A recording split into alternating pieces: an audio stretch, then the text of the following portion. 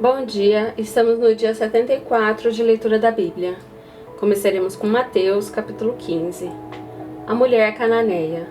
Saindo dali, Jesus foi para a região de Tiro e Sidom. E eis que uma mulher cananeia que tinha vindo daqueles lados clamava: Senhor, filho de Davi, tenha compaixão de mim. Minha filha está horrivelmente endemoniada.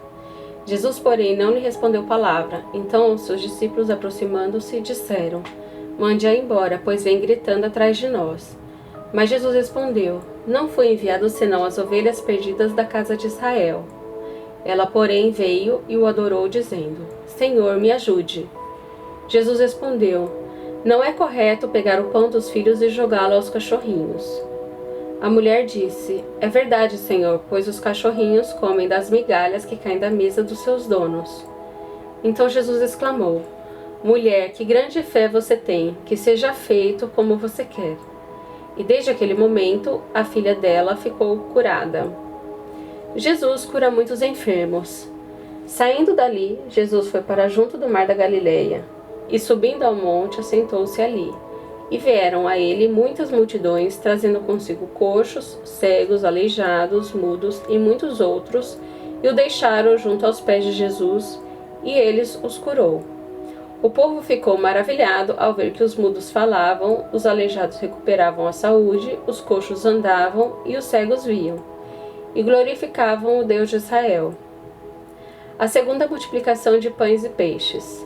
Então Jesus chamou seus discípulos e disse: Tenho compaixão dessa gente, porque já faz 3 dias que eles estão comigo e não tenho o que comer. E não quero mandá-los para casa em jejum, para que não desfaleçam pelo caminho. Mas os discípulos lhe disseram: O que haverá neste deserto pão suficiente para saciar tão grande multidão? E Jesus perguntou: Quantos pães vocês têm? Eles responderam: 7 pães e alguns peixinhos. Então, tendo mandado o povo assentar-se no chão, pegou os 7 pães e os peixes, e tendo dado graças, os partiu e deu aos seus discípulos, e estes distribuíram ao povo. Todos comeram e se fartaram, e dos pedaços que sobraram recolheram 7 cestos cheios. Ora, os que comeram eram 4.000 homens, além de mulheres e crianças. E tendo despedido as multidões, Jesus entrou no barco e foi para o território de Magadã. Levítico capítulo 26. Bênçãos decorrentes da obediência. Não façam ídolos para vocês, nem levantem imagem de escultura nem coluna, nem ponham pedra com figuras esculpidas na terra de vocês para se inclinarem diante dela, porque eu sou o Senhor, o Deus de vocês. Guardem os meus sábados, reverenciem o meu santuário, eu sou o Senhor. Se andarem nos meus estatutos, guardarem os meus mandamentos e os cumprirem, então eu lhes darei as chuvas na época certa, a terra produzirá sua colheita e a árvore do campo dará o seu fruto. A debulha dos grãos se estenderá até o tempo da colheita das uvas, e a colheita se estenderá até o tempo da sementeira. Vocês comerão seu pão à vontade e habitarão em segurança na sua terra. Estabelecerei paz na terra. Vocês se deitarão e não haverá quem os atemorize. Afastarei da terra os animais nocivos, e pela terra de vocês não passará a espada. Vocês perseguirão seus inimigos, e eles cairão à espada diante de vocês. 5 de vocês perseguirão 100 deles, e 100 de vocês perseguirão 10.000. E os seus inimigos cairão à espada diante de vocês. Olharei para vocês e os farei fecundos, e os multiplicarei e confirmarei a minha aliança com vocês. Comerão o que tiver sobrado da colheita anterior, e para dar lugar à nova colheita jogarão fora o que tiver sobrado da anterior. Porei o meu tabernáculo no meio de vocês, e não me aborrecerei com vocês. Andarei entre vocês e serei o seu Deus, e vocês serão meu povo. Eu sou o Senhor, o Deus de vocês, que os tirei da terra do Egito, para que não fossem escravos dos egípcios. Quebrei o jugo que pesava sobre vocês e os fiz andar de cabeça erguida. Castigos decorrentes da desobediência. Mas se não me ouvirem e não cumprirem todos esses mandamentos, se rejeitarem os meus estatutos e se ficarem aborrecidos com os meus juízos, a ponto de não cumprirem todos os meus mandamentos e quebrarem a minha aliança, então eu lhes farei isto. Trarei sobre vocês pavor, fraqueza e febre, que fazem desaparecer o brilho dos olhos e definhar a vida. Vocês semearão os campos em vão, porque os seus inimigos ficarão com a colheita. Voltarei o meu rosto contra vocês e serão derrotados pelos seus inimigos.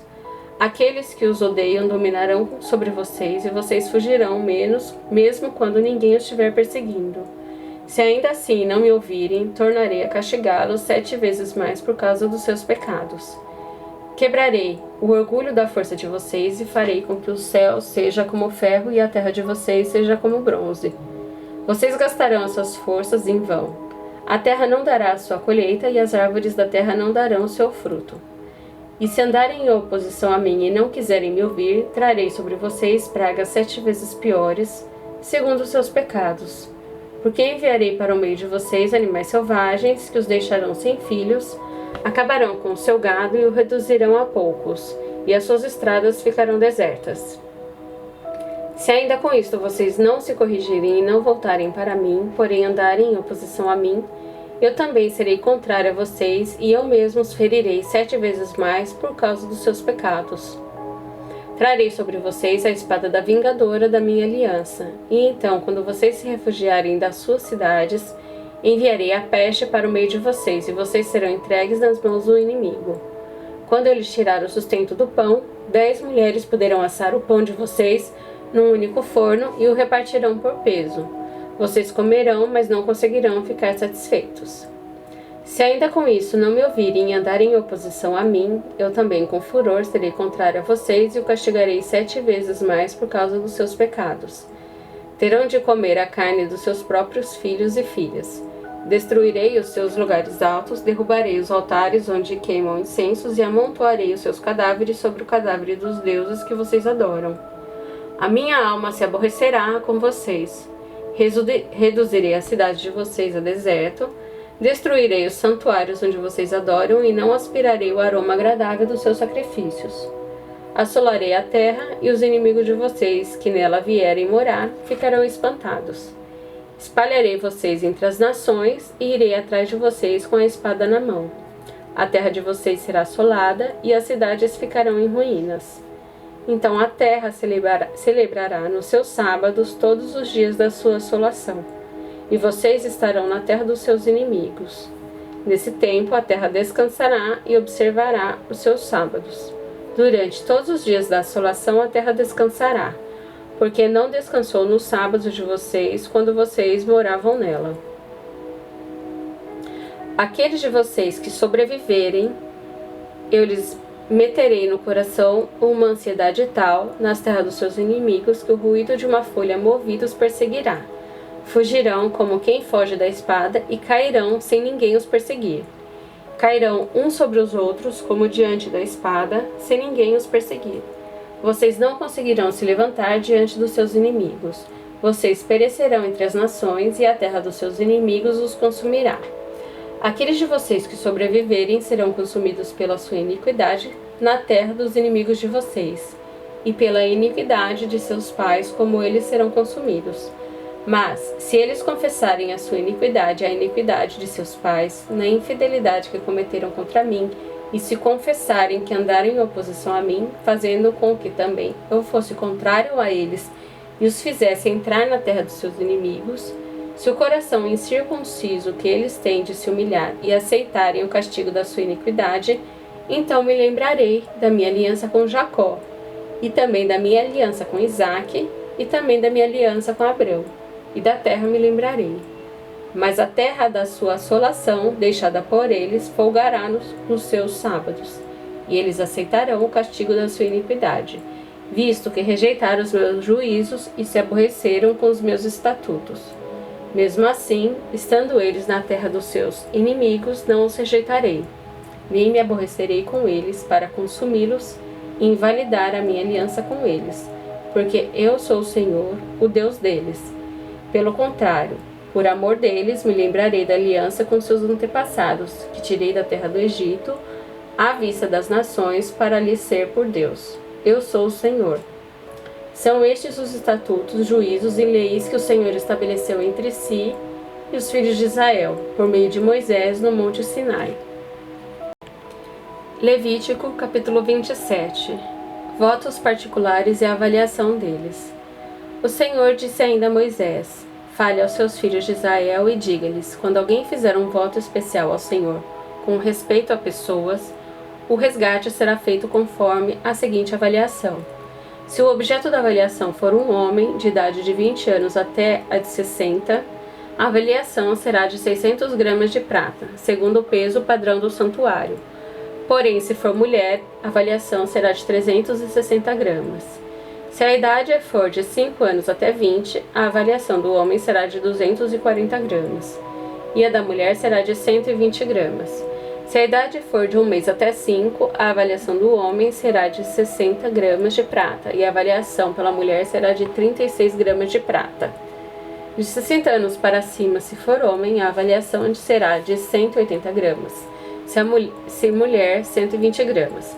Mas se for pobre e não puder pagar o previsto, então se apresentará ao sacerdote para que este faça a avaliação.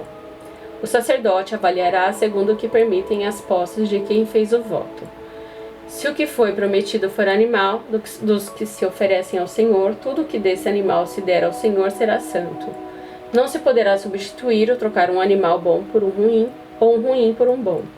Porém, se de algum modo se trocar animal por animal, tanto um como o outro serão santos. Se for animal impuro dos que não podem ser oferecidos ao Senhor, então apresentará um animal diante do sacerdote. O sacerdote o avaliará, seja bom ou mau, segundo a avaliação do sacerdote assim será. Porém, se de algum modo o resgatar, então acrescentará a quinta parte ao que foi avaliado.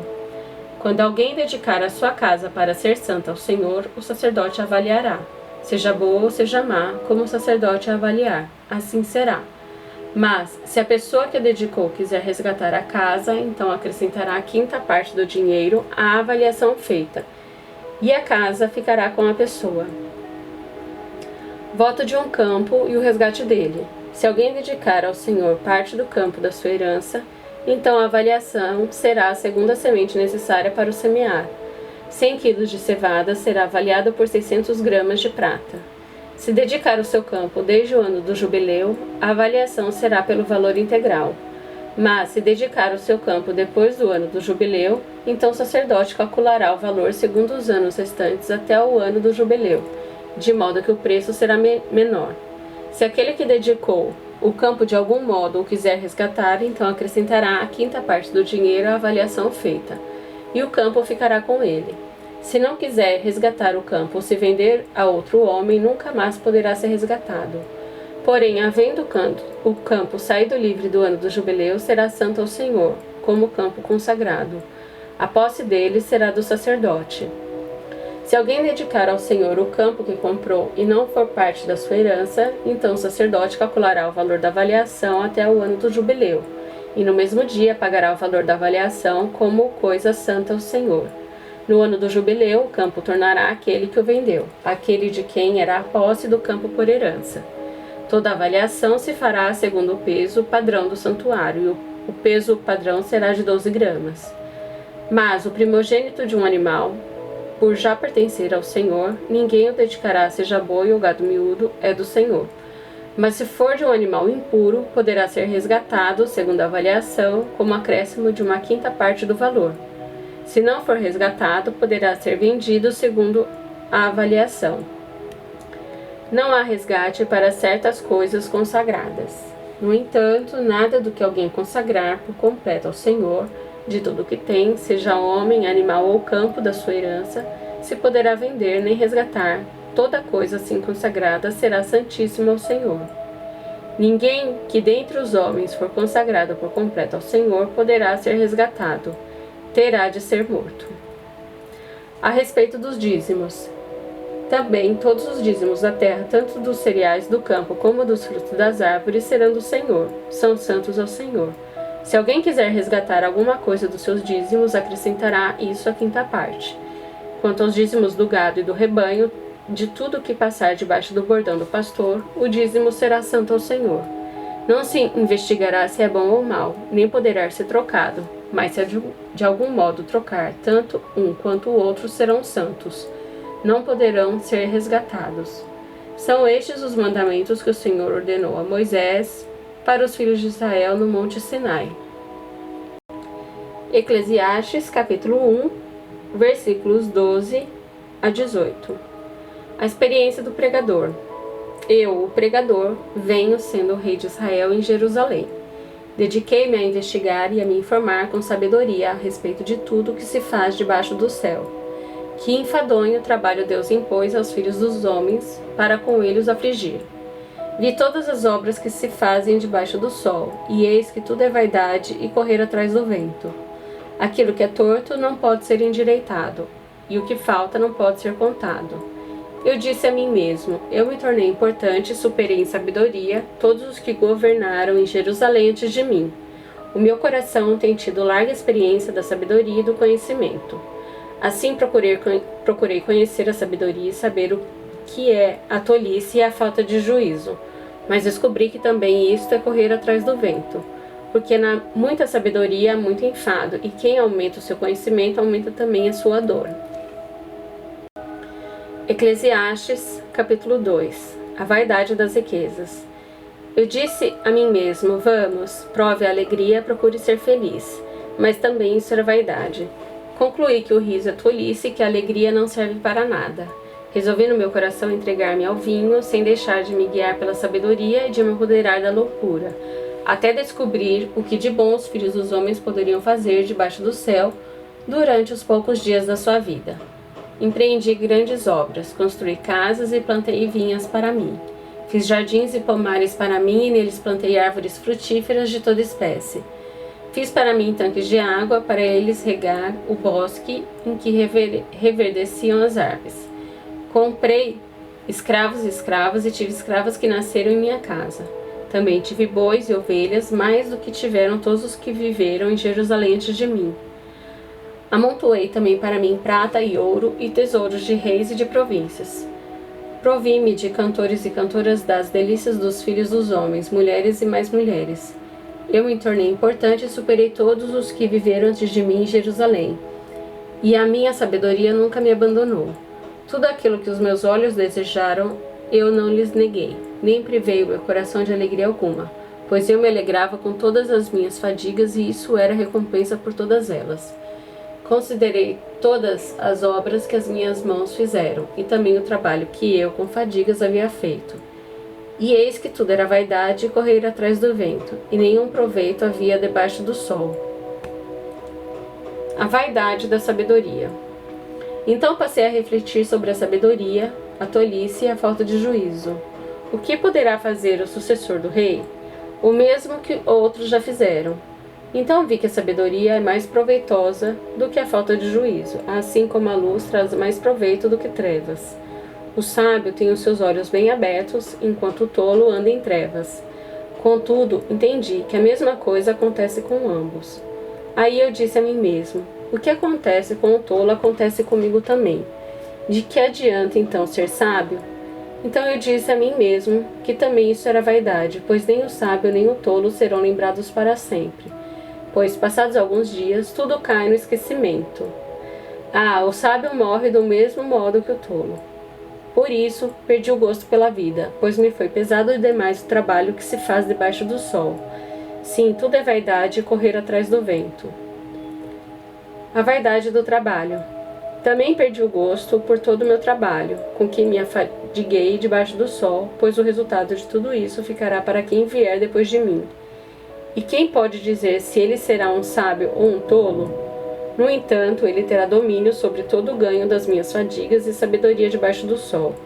Também isso é vaidade. Então trarei de fazer com que meu coração perdesse a esperança de todo o trabalho com que me afadiguei debaixo do sol. Porque uma pessoa pode fazer o seu trabalho com sabedoria, conhecimento e habilidade, mas deixará o seu ganho como herança a quem por ele não se esforçou. Também isto é vaidade e grande mal. Pois que proveito alguém tem de todo o seu trabalho e da fadiga do seu coração em que anda trabalhando debaixo do sol? Porque todos os seus dias são cheios de dor e o seu trabalho é desgosto, nem de noite o seu coração descansa. Também isto é vaidade. Não há nada melhor para o ser humano do que comer, beber e fazer com que a sua alma desfrute o que conseguiu do seu trabalho.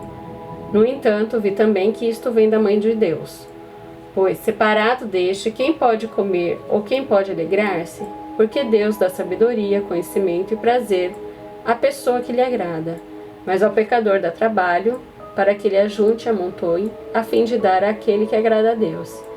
Também isto é vaidade e correr atrás do vento.